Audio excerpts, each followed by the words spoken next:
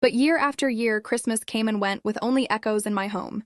I would decorate the tree with the same ornaments we made together when they were small, the handmade stars and angels that still held tiny fingerprints. I would bake their favorite cookies, string lights across every window, prepare gifts wrapped with care, and set a table groaning under the weight of love, but the chairs stayed empty. The excuses arrived like clockwork. Too much work, bad weather, the grandchildren are tired, something always more important than me, and I would sit there alone, in the glow of the tree lights, eating a small plate while the rest grew cold, telling myself next year will be different because that is what a mother's heart does. It forgives. It hopes, it waits even when the waiting carves hollow places inside.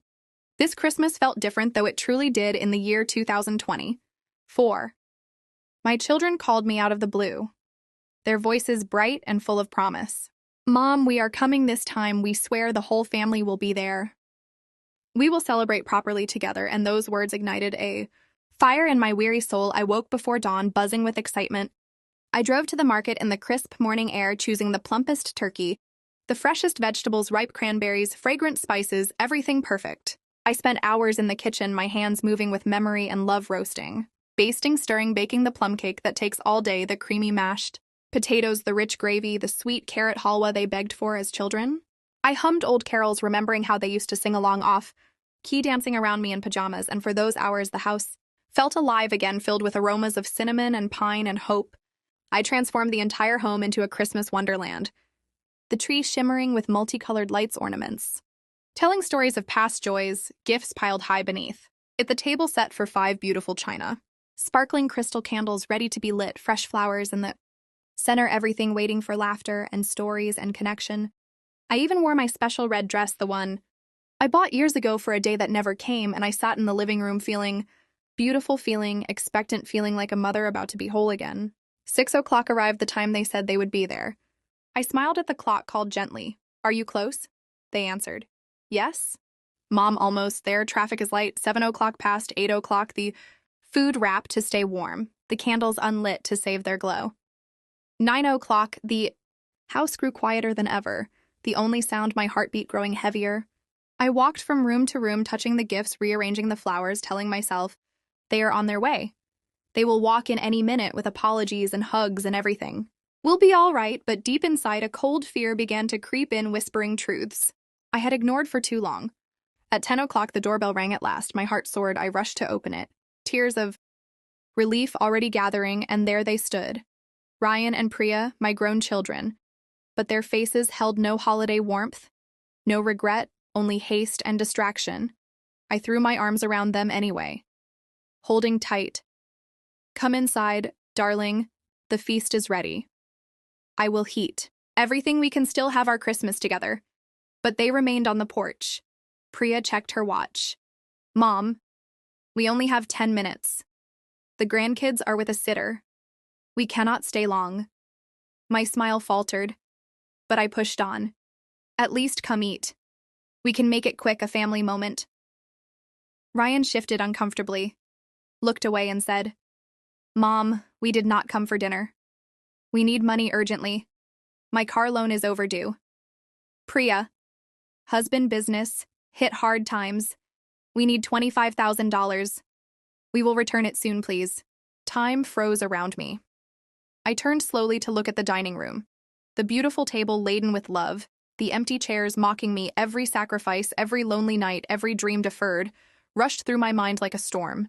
The birthdays I worked instead of celebrated, the trips I never took, the clothes I never bought, all for them. And now on the holiest night, when all I asked was their presence, they came not for me but for what I could give. Tears streamed down my cheeks as I whispered, "But you promised Christmas together." Priya sighed impatiently. "Mom, we can plan something later. Just transfer the money now." And in that breath, something sacred inside me shattered forever. I had bent and bent for years until there was nothing left to bend. I straightened up, wiped my face, breathed deep, and said, "No, not tonight, not ever again." They stared in disbelief, Ryan voice rising. "Mom, how can you say that? Do you not love us anymore?" I looked into their eyes, the eyes I had gazed into with wonder when they were born, and I said softly, "I love you with every piece of my heart, but today I begin to love myself too. Please go. I will be fine alone." They stood silent for a long moment, then turned and walked away. The door closed softly behind them, and I sank to the Floor great sobs tearing through me, releasing years of unspoken grief, loneliness, resentment all pouring out under the blinking Christmas lights. I did not sleep that night. I sat in darkness watching the tree glow, remembering every happy moment, every pain, every hope that died slowly, but as dawn painted the sky soft pink, a quiet resolve rose within me like the sun itself. I ate cold turkey from the platter alone and decided, no more waiting, no more begging for crumbs of affection. I deserved a full life too within days. I contacted a realtor, listed the family home, packed only what brought joy, donated the rest, and with my hard-earned savings, bought a modest beach cottage in Florida, steps from the sea. The first morning there, I awoke to waves singing their eternal song, seagulls, calling overhead, salt air filling my lungs. I stepped onto warm sand, let cool water kiss my toes, and cried once more, but these were tears of rebirth, of gratitude. The ocean, vast and endless, seemed to understand my pain and gently wash it away day by day.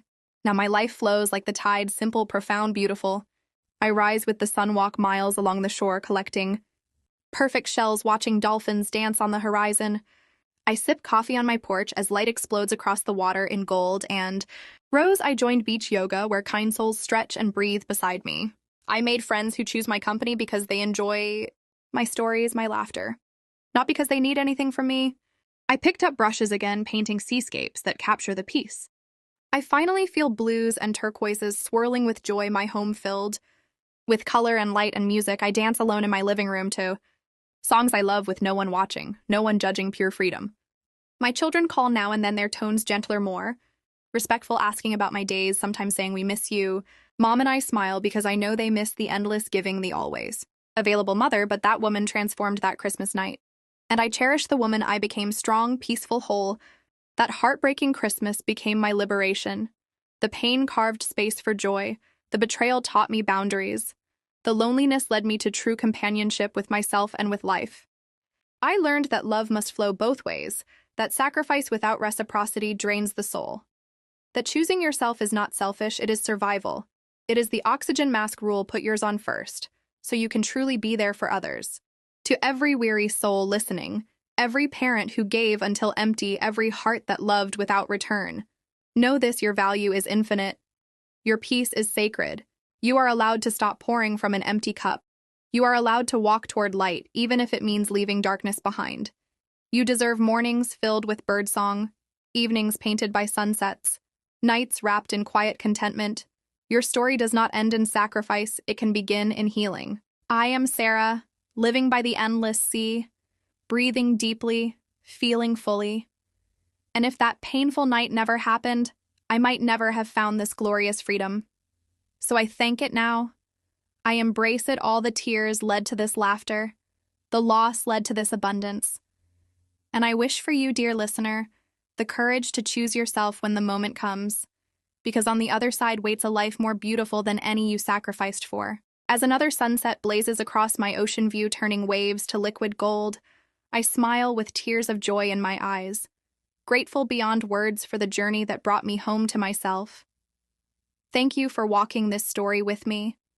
May it touch your heart and light your path toward whatever freedom calls your name. I prepared a full Christmas feast for my children, who promised they would come home to celebrate with me, but as the hours slipped away, the table remained empty, untouched, and cold, and when they finally arrived late on that sacred night, they did not come with hugs or apologies or joy.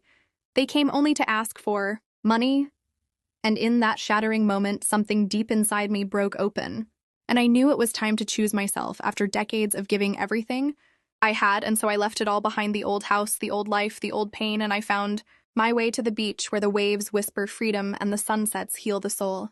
My name is Sarah, and I am 58 years old, and as I speak these words to you now, my voice carries the weight of a lifetime filled with quiet sacrifices that no one truly saw. Ever since my beloved husband passed away 15 years ago, leaving me alone with 2 young children, I became everything to them: mother, father, provider, protector, dreamer.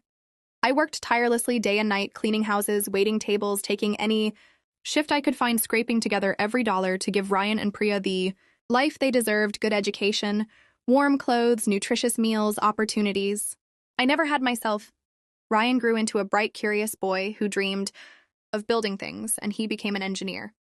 Priya, my sweet, gentle girl, always wanted to help others, and she became a doctor, and oh, how my heart swelled with pride on their graduation days, on their wedding days, as they started families of their own in distant cities. I told myself this is how it should be. Children fly away and build their nests, and one day they will return with gratitude and love, especially on holidays like Christmas when families are meant to gather close.